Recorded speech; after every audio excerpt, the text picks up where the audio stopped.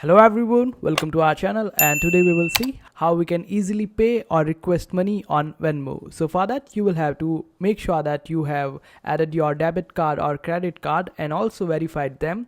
You can verify them manually or automatically, and after verifications just go to your home screen, and on the bottom right hand side you will be able to see this option of pay or request. Just click on it and select any person of your choice who you want to pay or request money from. The process is quite similar. You can search them by their name or other credentials, and after searching that particular person, just type the amount that you want to request from them or pay them, and after that just select any of the option of pay or request. Suppose you want to pay them, then just select this option of pay.